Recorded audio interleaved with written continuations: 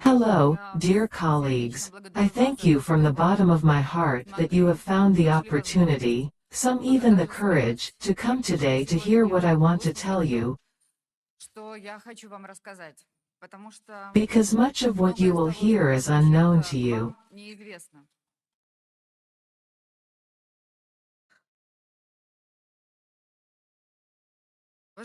Dear colleagues, brothers and sisters, it has become known that my husband Viktor Medvedchuk has been detained by the security service of Ukraine. I would like to emphasize some details.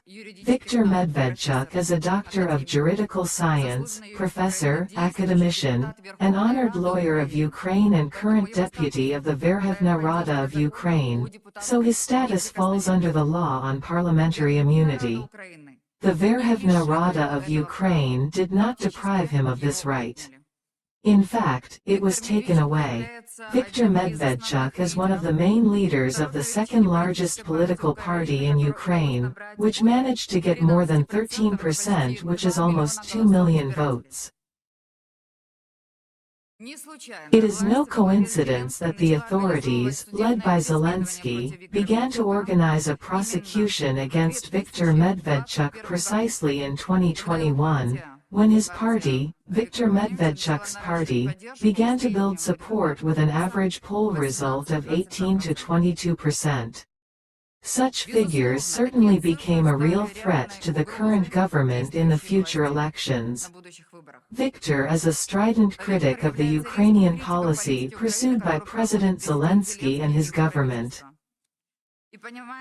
And realizing their inability to compete with Viktor Medvedchuk in the legal field, they began political persecution.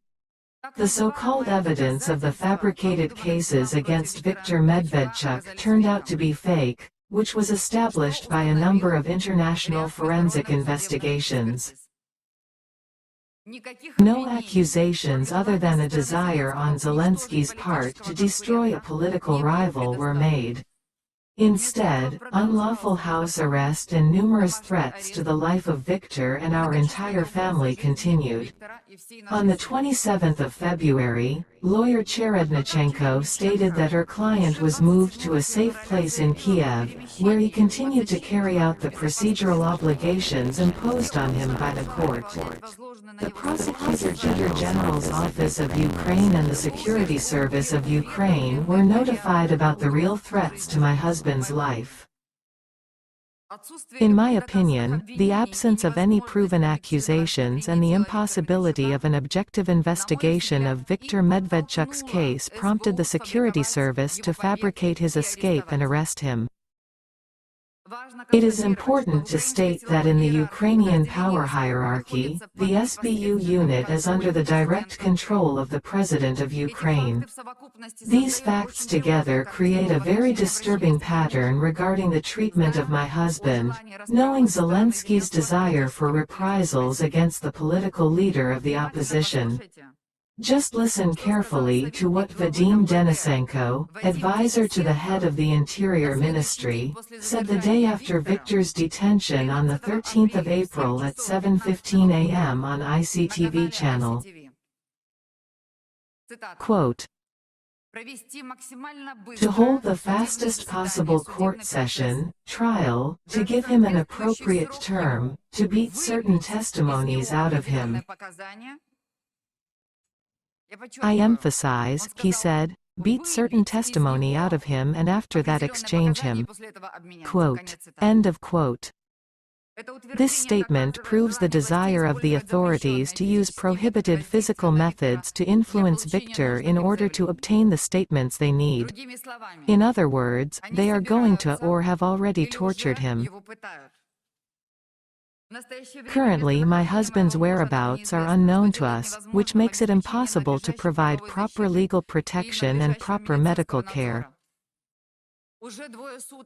Now my father, as an 82-year-old man, has been trying to find Viktor for 2 days without success.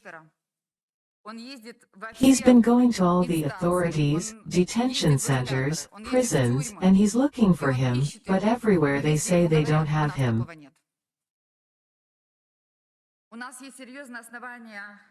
We have serious reasons to believe that the SBU unit does use torture to get the desired testimony from political prisoners and political undesirables. This reasoning is based on the facts, as well as established by several personal testimonies of Viktor Vladimirovich's employees who were detained in late February and early March. Many of them report brutal physical torture. These people are willing and ready to provide detailed information about their time in the security services, but while in Ukraine, they are frightened and psychologically broken as individuals. It is also important to note that, in connection with the detention of Viktor Medvedchuk, 2 photos of him and 1 video of his employee were made public. I request you to look very carefully at these photos. One of the pictures shows no traces of injuries, the second one shows large bruises, which they did not try to cover up with hair. This means that these photos were taken at the beginning and during the interrogation. No doubt he was beaten already in the first hours after his arrest.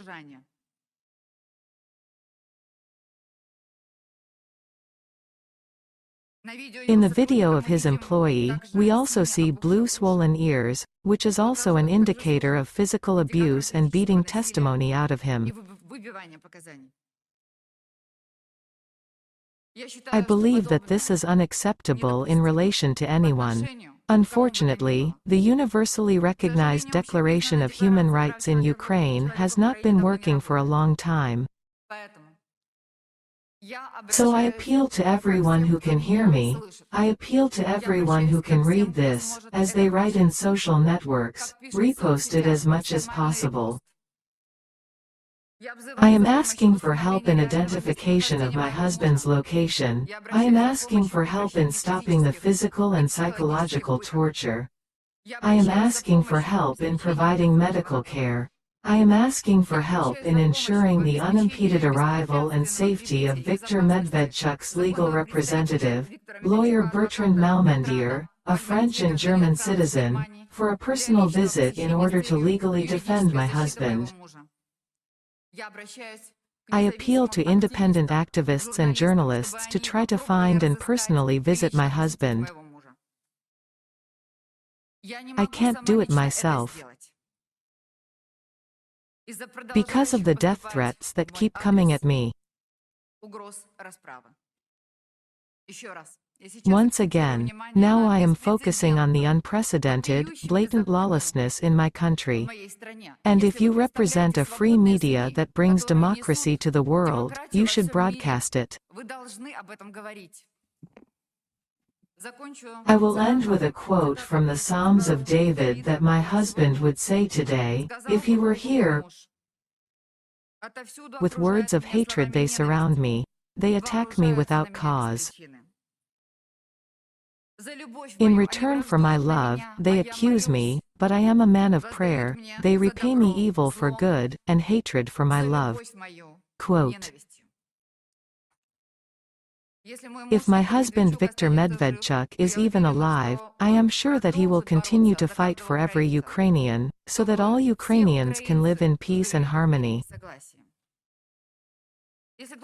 If someone thinks that being the main opposition politician under the current or previous government in Ukraine is easy and not dangerous for life, I assure you, he is mistaken.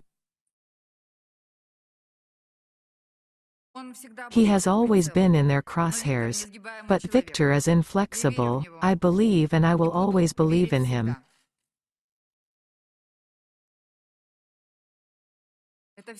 That's all I wanted to say right now, because right now it is the most important thing.